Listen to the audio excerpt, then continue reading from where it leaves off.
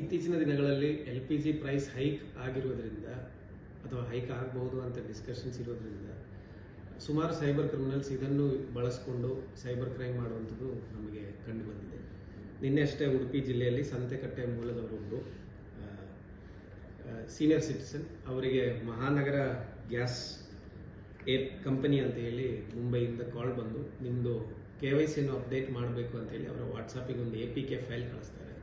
ಆ APK file click ಮಾಡಿ ಅವರ ಡೀಟೇಲ್ಸ್ ಎಲ್ಲ ಎಂಟ್ರಿ ಮಾಡಾದ್ಮೇಲೆ ಮತ್ತು ಅವರ ಹಸ್ಬೆಂಡದು ಬ್ಯಾಂಕ್ ಅಕೌಂಟ್ ಡೀಟೇಲ್ಸ್ ತೊಗೊಂಡಿದ್ದಾರೆ. ಈ 2 ಅಕೌಂಟ್ಗಳಿಂದ ಸೇರಿ ಸುಮಾರು 1.5 ಲಕ್ಷ ರೂಪಾಯಿ ನಿನ್ನೆ ಅವರ ಅಕೌಂಟಿಂದ ಡ್ರಾ ಆಗಿ ಸೈಬರ್ ಫ್ರಾಡ್ ಆಗಿರೋದ್ರ ಬಗ್ಗೆ ನಮ್ಮ ಗಮನಕ್ಕೆ ಬಂದಿದೆ. ಘಟನೆ ಆಗಿರೋದು 11ನೇ ತಾರೀಕಿಗೆ, ಕಂಪ್ಲೇಂಟ್ ಬಂದಿರೋದು ನಿನ್ನೆ. ಈ ಪ್ರಕರಣದಲ್ಲಿ ಹೋಗಿರುವಂಥ 1.5 ಲಕ್ಷದಲ್ಲಿ ಒಂದು 50,000 ಆಲ್ರೆಡಿ ನಾವು ಫ್ರೀಸ್ ಮಾಡಿ ಅದನ್ನು ಪ್ರೊಟೆಕ್ಟ್ ಮಾಡೋಕ್ಕಾಗಿದೆ. ಮತ್ತು ಉಳಿದವು ನಾವು ಪ್ರಯತ್ನ ಪಡ್ತೀವಿ. ಆದರೆ ಈ ಒಂದು ಹಿನ್ನೆಲೆಯಲ್ಲಿ ಇದೇ ರೀತಿ ಇವತ್ತು ಸಹ ಇನ್ನೊಂದು ಪ್ರಕರಣ ಆಗಿದೆ ಅಂತ ನಮಗೆ ಮಾಹಿತಿ ಬಂದಿದೆ. ಅದರಲ್ಲಿ ಸುಮಾರು 6.5 ಲಕ್ಷ ಇನ್ನೊಬ್ಬ ವ್ಯಕ್ತಿ ಇದೇ ರೀತಿಯಲ್ಲಿ .APK ಫೈಲ್ ಡೌನ್ಲೋಡ್ ಮಾಡಿ ಕಳ್ಕೊಂಡಿದ್ದಾರೆ ಅಂತ ನನಗೆ ಮಾಹಿತಿ ಬಂದಿದೆ. ಎಲ್ಲ ಸಾರ್ವಜನಿಕರ ಹತ್ರ ನಾನು ಕೆಲವೊಂದು ಮಾಹಿತಿಗಳು ಹೇಳಲಿಕ್ಕೆ ಇಚ್ಛೆಪಡ್ತೀನಿ. ಈ .APK ಫೈಲ್ಸ್ ವಾಟ್ಸಪ್ಪಲ್ಲಿ ಸೆಂಡ್ ಮಾಡೋದು ಸೈಬರ್ ಕ್ರಿಮಿನಲ್ಸ್ ಮೇನ್ಲಿ. ಅವರು ಅಲ್ಲದೆ ಬೇರೆ ಯಾರು ಈ ಥರ .APK ಫೈಲ್ಸ್ ನಿಮಗೆ ಕಳಿಸಿ ಡೌನ್ಲೋಡ್ ಮಾಡೋಕ್ಕೆ ಕೇಳಲ್ಲ. ಒಂದನೇ ವಿಚಾರ.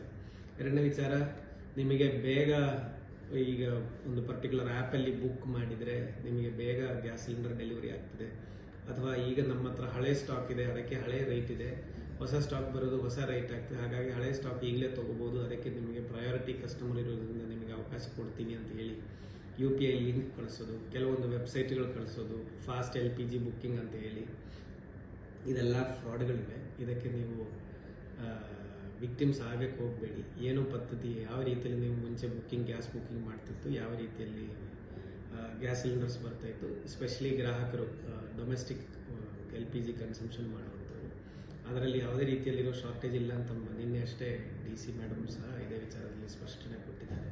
ಹಾಗಾಗಿ ಏನು ಪ್ರೊಸೆಸ್ ಇದೆ ಅದನ್ನು ನಡೀತಾ ಇರಲಿ.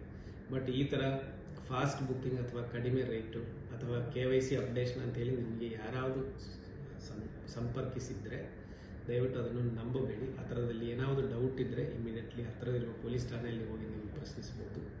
ಅದು ಅಲ್ಲದೆ ನಿಮಗೆ ಸಂಪರ್ಕದಲ್ಲಿ ಆ ನಂಬರ್ ಬಗ್ಗೆ ಡೌಟ್ ಇದ್ದರೆ 1930 ಕಾಲ್ ಮಾಡಿ ಆ ನಂಬರನ್ನು ರಿಪೋರ್ಟು ಸಹ ಮಾಡ್ಬೋದು. ಈ ರೀತಿ ಫ್ರಾಡ್ ಮಾಡೋಕ್ಕೆ ಪ್ರಯತ್ನ ಪಡ್ತಿದ್ದಾರೆ ಅಂತ. ಒಂದು ವೇಳೆ ಫ್ರಾಡ್ ಆಗಿದ್ದರೆ ದಯವಿಟ್ಟು ಕೂಡಲೇ ಪೊಲೀಸ್ ಠಾಣೆಗೆ ಬನ್ನಿ. ಅದೇ ರೀತಿ 1930 ಕಾಲ್ ಮಾಡಿ ಇಮಿಡಿಯೇಟ್ಲಿ ಅಕೌಂಟ್ ಫ್ರೀಸ್ ಮಾಡಿಸಿದರೆ ಅಟ್ಲೀಸ್ಟ್ ನಿಮ್ಮಿಂದ ಕಳ್ಕೊಂಡಿರೋ ದುಡ್ಡಲ್ಲಿ ಒಂದು ಹೆಚ್ಚಿನ ಅಮೌಂಟ್ ನಾವು ರಿಕವರಿ ಮಾಡಿ ನಿಮಗೆ ವಾಪಸ್ ಕೊಡಲಿ.